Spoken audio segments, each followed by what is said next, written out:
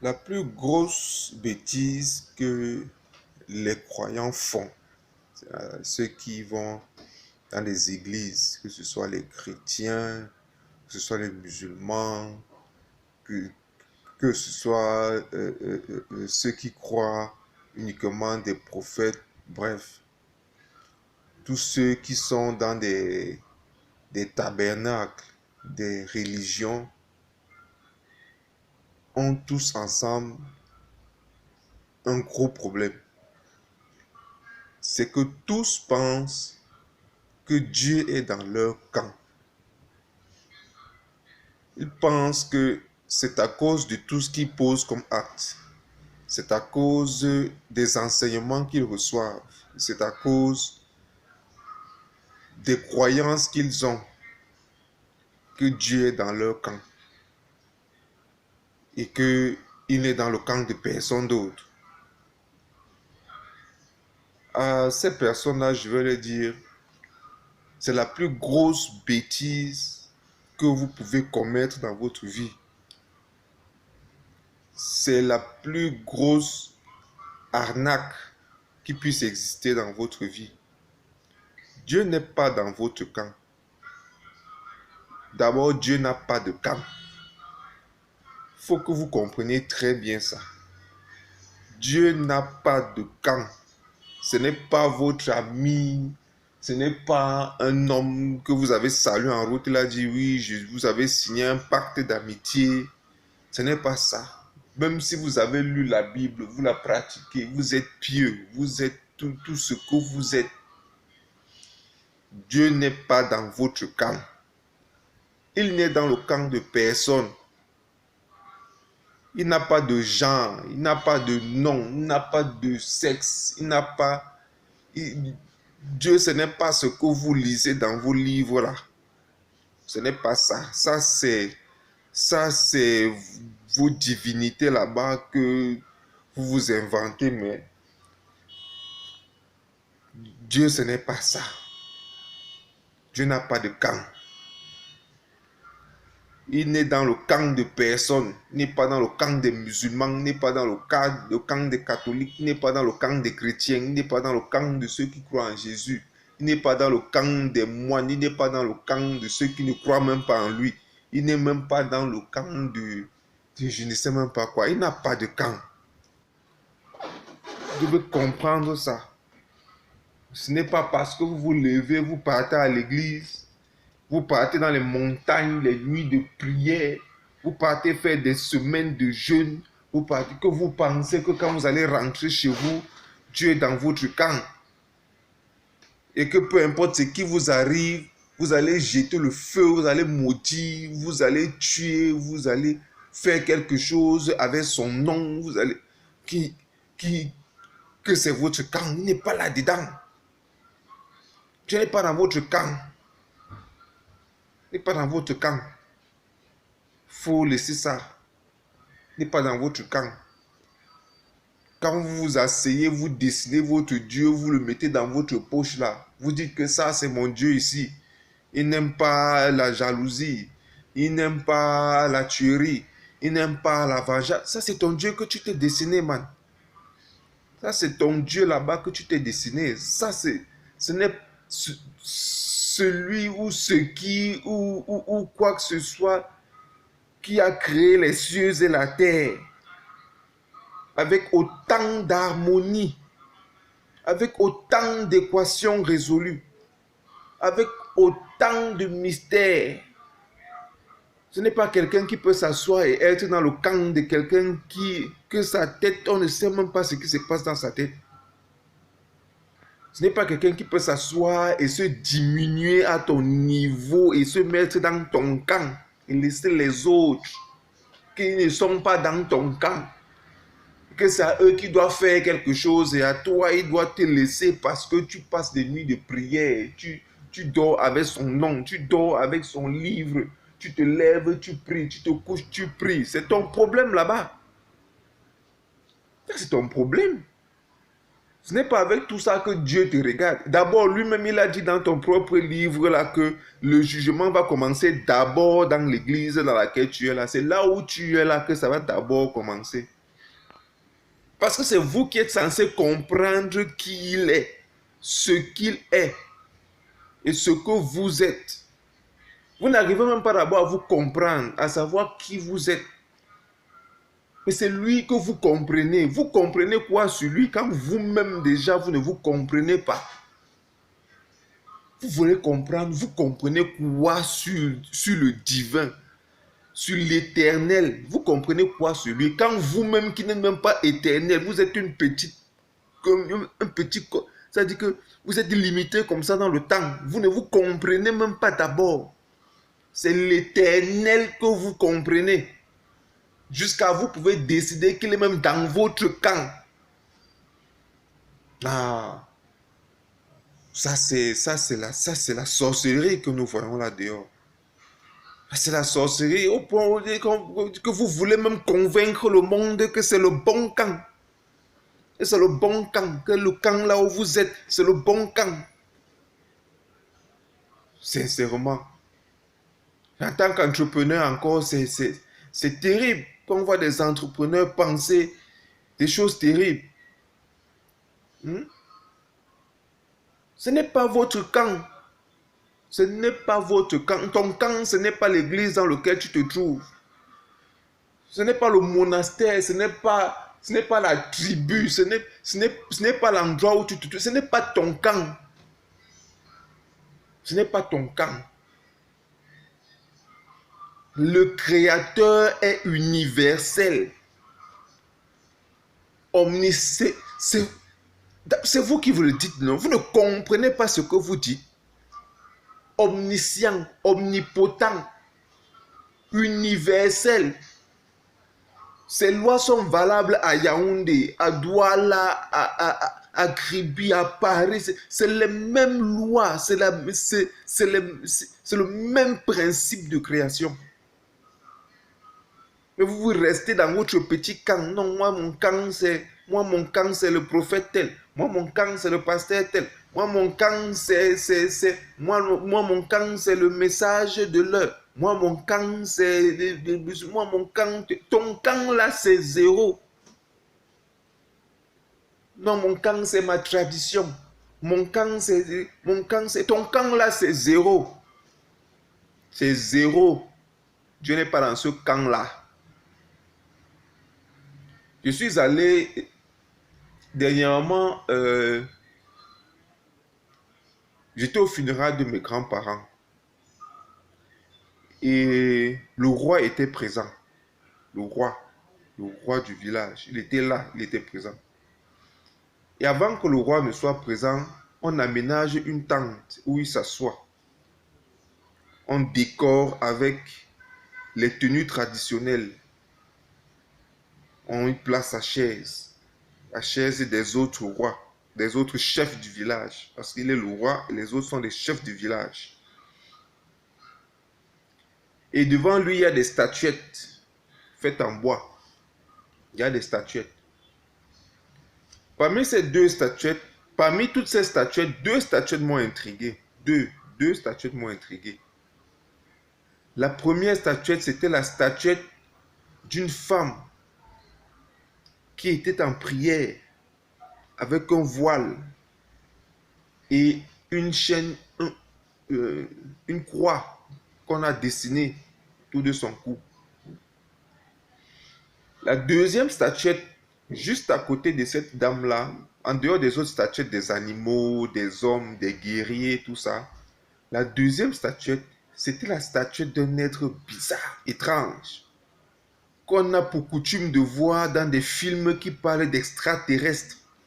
C'était la statuette d'un extraterrestre. La tête ovale, les yeux ovales, le ventre ovale, le corps tout petit.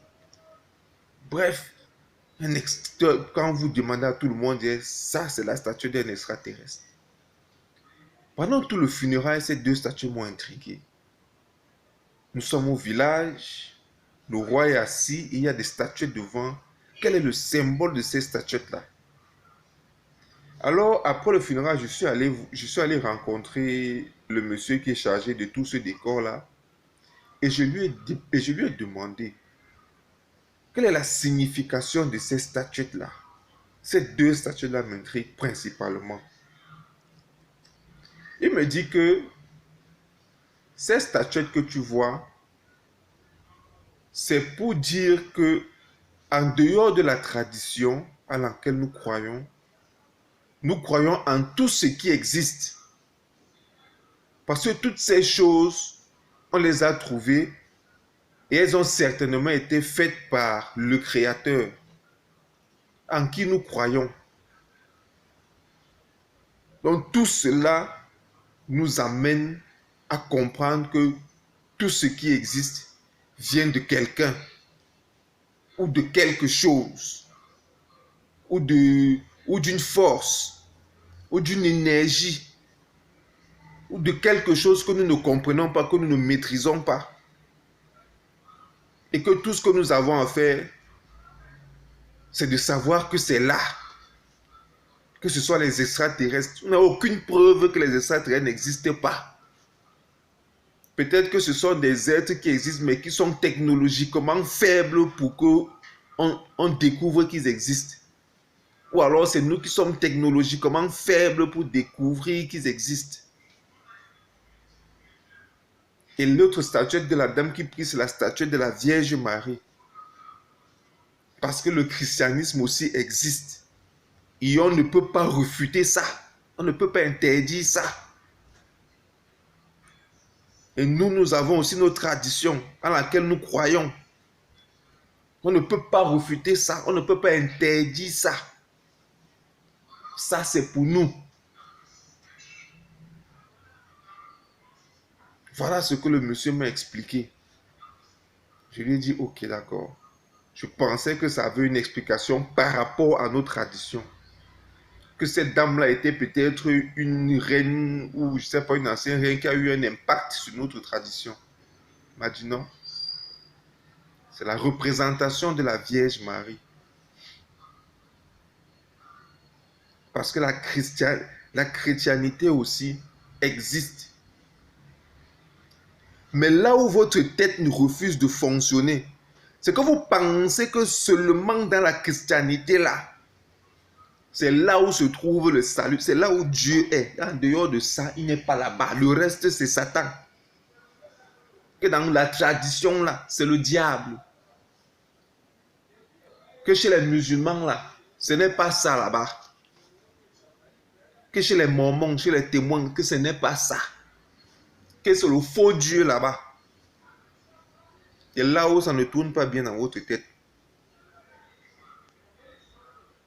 Chaque fois que vous voulez agir, chaque fois que vous voulez poser un acte, sachez que Dieu n'est pas dans un camp. Il n'est pas dans un camp. Comprenez ce que je vous dis. Il n'est pas dans un camp.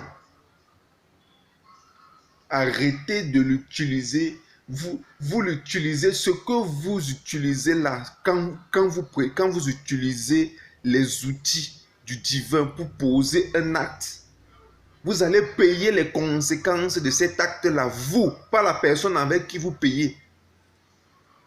Si vous maudissez quelqu'un qui vous a maudit, vous êtes maudit.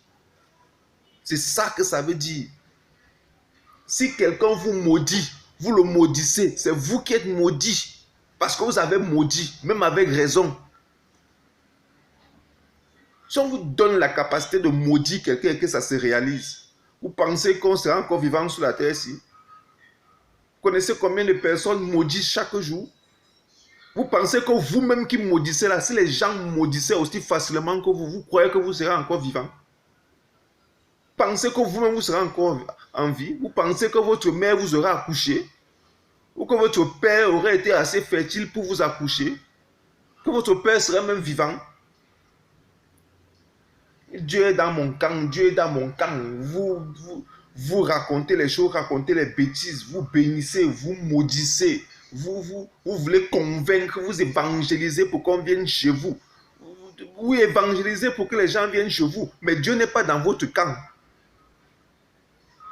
Il n'est pas dans votre camp, il n'est pas dans le camp de quelqu'un. C'est à vous de comprendre d'abord qui vous êtes, ce que vous valez, même en tant qu'entrepreneur. Si vous êtes un entrepreneur, comprenez d'abord ce que vous valez. Et le jour où vous allez vous comprendre, vous allez vous connaître dans les moindres détails, vous verrez l'Éternel. Vous allez le voir aussi clairement que vous me voyez, aussi clairement que je vous vois. Vous allez le voir. Le jour où vous allez choisir de comprendre d'abord qui vous êtes, ce que vous êtes, d'où est-ce que vous venez, pourquoi vous êtes là. Si vous décidez d'être un entrepreneur, pourquoi est-ce que je deviens un entrepreneur? Pourquoi j'ai ce sentiment qui me pousse à l'entrepreneuriat? Vous comprendrez qui il est. Vous comprendrez ce qu'il est. Vous allez comprendre ça. La création. Une créature doit d'abord se connaître elle. Parce que oui,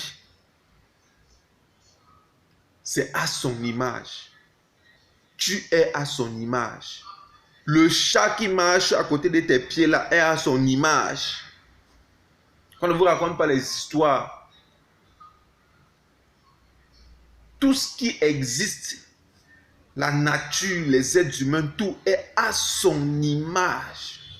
Son image à lui. Arrêtez de baratiner les gens. Arrêtez le baratin. L'époque là, c'est fini. Arrêtez le baratin. Bâtissez votre nation. Bâtissez-vous. Bâtissez votre personnalité, les gars. Bâtissez-vous. Soyez amour, soyez patient, soyez tempérant. Pas parce que quelqu'un est venu vous dire que c'est ça. Parce que quand vous puisez dans votre être le plus profond, c'est ce que vous voyez. C'est ce que vous êtes. Ne le soyez pas parce que quelqu'un est venu vous raconter ça, vous met ça dans la tête. Vous allez jouer à l'hypocrite. Vous détruisez les temples. Détruisez les églises. Vous mentez au nom de vos prophètes. Vous faites des bêtises au nom de vos prophètes. Vous maudissez au nom de Dieu. Vous maudissez au nom de vos prophètes, de vos guides. Après, on arrive dans ce que vous appelez votre camp, votre église. On trouve des gens divisés. Même entre vous, vous ne vous entendez pas. De la même église, même quand vous ne vous entendez pas. L'autre béni, l'autre maudit. Personne ne fait dire. Certains font ce que le guide spirituel dit. D'autres ne font pas. Vous pensez que c'est pourquoi? Vous pensez que c'est comme ça, pourquoi? Ce n'est pas ce camp-là qui vous change. Non. Ça peut allumer la mèche qui est en vous. Mais ça ne peut pas vous changer. Une parole d'une personne peut allumer la flamme qui est en vous. Mais c'est à vous d'attiser la flamme pour que la flamme grandisse. C'est à vous d'attiser la flamme pour que la flamme grandisse. Ce n'est pas quelqu'un d'autre. Ce n'est pas quelqu'un d'autre. C'est à vous d'attiser la flamme. Cette flamme-là, ce n'est pas un pasteur qui l'a mis. Ce n'est pas un prêtre. Ce n'est pas un prophète. Ce n'est pas un imam. Ce n'est pas votre tradition qui a mis ça dedans. Ce ne sont pas vos parents. Non, ce n'est pas votre mère, votre père. Non. Non. Votre wagon est scellé avant d'avoir quitté la gare. Vous êtes scellé avant d'avoir quitté la gare. C'est à vous de fouiller en vous. C'est là-bas. Lui-même, il a dit quelque part dans vos écrits. C'est là-bas dedans. Vous ne fouillez pas là-bas dedans. Vous partez fouiller chez les autres. Vous n'allez rien comprendre. Vous n'allez rien comprendre. Beaucoup d'entrepreneurs pensent qu'ils vont associer l'entrepreneuriat à leurs croyances religieuses. Oui, faites-le. Mais comme votre religion est limitée là, vous-même vous le serez. Oui. Vous-même vous le serez. Aussi limité que votre religion sera, même si vous êtes milliardaire, vous serez limité. Vous serez limité. Jusqu'à ce que vous compreniez Il n'a pas de camp. Celui que vous vénérez, si c'est celui-là qui a créé les cieux et la terre, arrêtez de penser qu'il a un camp. Quand vous choisissez un camp et que vous appartenez à ce camp-là, c'est pour votre propre bien. Ce n'est pas par amour pour lui ou bien par son amour pour vous. Jamais. Jamais. Arrêtez de penser que Dieu a un camp. Et vivez tel qu'il vous a créé. Tel que vous avez été créé. Vivez tel que vous avez été créé. Et pour vivre tel que vous avez été créé, vous devez vous comprendre. Et pour vous comprendre, vous devez méditer sur vous. Vous devez méditer sur vous. Très important. Vous devez méditer sur vous, les gars. Si vous voulez devenir un entrepreneur prospère et associer la spiritualité à l'entrepreneuriat, méditez sur vous. Et arrêtez d'être des imbéciles. Un imbécile, c'est celui-là qui est sans substance. Ce n'est pas une injure. Un imbécile, c'est celui qui est sans substance.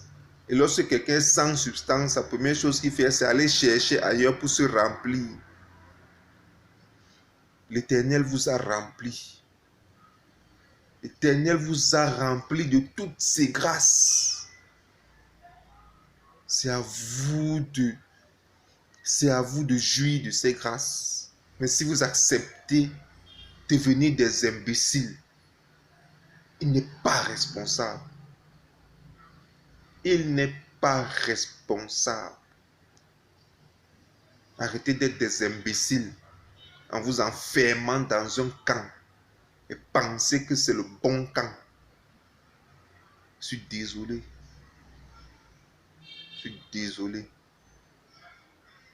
Si vous avez besoin de bénéficier des outils de formation de l'Organisation internationale du travail, les outils GERN, n'hésitez pas à contacter la Home Success Academy. Nous allons nous faire un plaisir de vous former en entrepreneuriat, que vous ayez une idée d'entreprise ou non. Nous allons vous donner les outils certifiés par l'Organisation internationale du travail pour devenir des entrepreneurs prospères. C'était votre Joker, formateur certifié GERN.